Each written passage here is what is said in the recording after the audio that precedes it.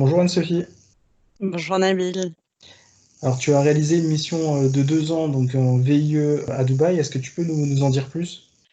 J'ai rejoint Natixis pour effectuer mon stage de fin d'études dans le pôle Infrastructure Finance afin d'apprendre le métier du financement de projet au sein d'une banque d'investissement. Vers la fin de mon stage, mon manager m'a parlé d'une opportunité de VIE à Dubaï, aux Émirats Arabes Unis. Ça fait partie de la volonté de Natixis d'investir vraiment dans les jeunes diplômés, de les former et de les faire évoluer au sein de leurs différentes filiales. Je dois bien avouer que parmi toutes les destinations qui étaient proposées en VIE chez Natixis, les Émirats Arabes Unis étaient la dernière destination où je souhaitais aller. J'étais assez réticente du fait d'avoir visité les Émirats 6 mois auparavant, pendant un séminaire financier en master. Je me projetais pas du tout dans cette ville artificielle et je pense qu'en y réfléchissant, limiter Dubaï à cela venait sûrement juste du fait que je manquais de connaissances et de compréhension dans cette région et les pays du Golfe. Le poste était vraiment très intéressant, très challengeant. L'équipe que je pouvais rejoindre couvrait la région META, donc Moyen-Orient, Turquie et Afrique, avec l'objectif de répondre aux grands appels d'offres lancés par les gouvernements régionaux pour atteindre les ambitions de programmes d'infrastructure. Et du coup, je suis revenue dès le lundi matin, bien plus décidée et convaincue qu'il fallait bien sûr saisir cette belle opportunité. J'ai quitté la France pour Dubaï en février 2017 pour une mission de 18 mois en VIE et renforcer l'équipe déjà sur place.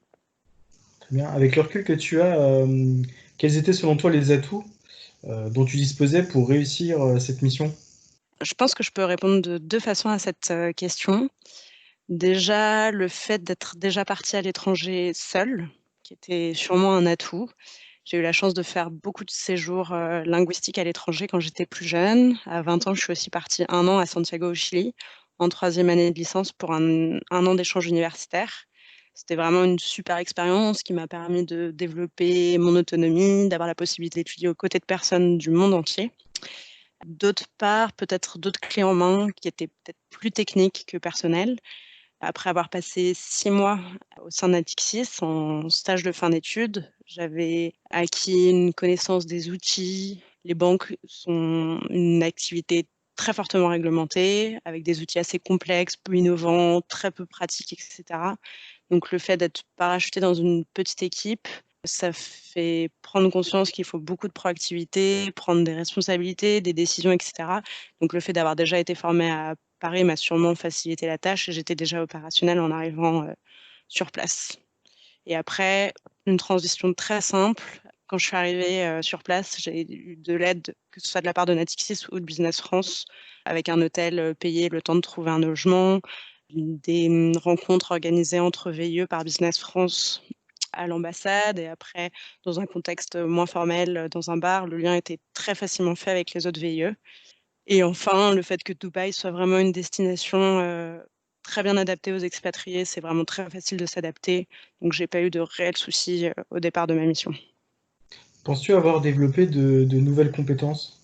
Tout à fait. Je pense que le bilan est plus que positif à la fin de mon VIE, que ce soit au niveau professionnel ou au niveau personnel. Ça m'a beaucoup apporté en termes d'apprentissage de nouvelles cultures, de prise de responsabilité, etc. Donc, sortir du petit cocon français, ça permet aussi de faire tomber tous les préjugés qu'on a sur certaines cultures. Et je pense que grâce à ça, j'ai eu une bonne intégration dans mon équipe qui était multiculturelle. J'ai développé un lien très fort avec mes collègues, que ce soit professionnellement ou personnellement. Et je pense que c'est aussi une opportunité professionnelle incroyable.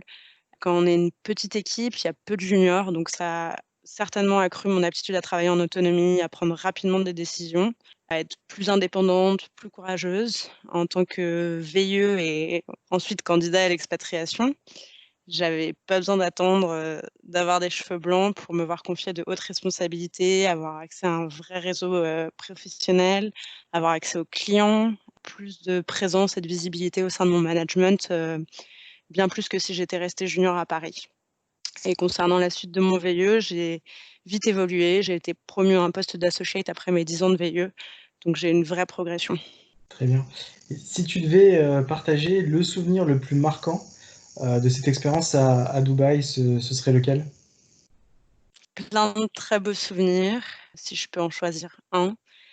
Comme tu sais, Dubaï est un hub, donc ça permet de partir dans plein de pays différents, de visiter, plein de pays que j'aurais pas pris le temps de visiter autrement, mais sans partir, aussi loin, que ce soit en Afrique, en Asie et cetera. Dubaï permet vraiment de s'évader juste le temps d'un week-end, notamment à plus de 2 heures et demie en voiture. On peut rejoindre Musandam, qui est une, enclave du sultanat d'Oman, située à la pointe des Émirats et séparée à quelques kilomètres des côtes iraniennes par le détroit d'Ormuz. C'est un endroit magnifique, un petit coin de paradis entre mer et montagne et ça fait vraiment partie des destinations incontournables à faire quand on habite aux Émirats. Donc en fait, on peut privatiser un bateau traditionnel pendant 2 jours. En général, on part avec une dizaine de copains. Une fois arrivé sur le bateau, on peut profiter des belles eaux limpides, baignade, faire du snorkeling. Le mieux, c'est de voir les dauphins qui suivent les vagues faites par le bateau juste à côté. Au déjeuner, on peut déguster du poisson fraîchement pêché. L'après-midi, il y a un petit bateau à moteur qui vient pour nous faire du wakeboard, activités nautiques et cetera. Une vraie impression de vacances et enfin, pour les plus téméraires, on passe en général la nuit sur le bateau. Nuit à la belle étoile, une des expériences les plus incontournables, c'est le plancton lumineux. Donc on plonge à la tombée de la nuit, on se baigne et quand on agite, l'eau avec ses bras et ses jambes, il y a un très beau spectre, bleu avec, plein de plancton. C'est vraiment magnifique. Merci pour ce partage, Anne-Sophie.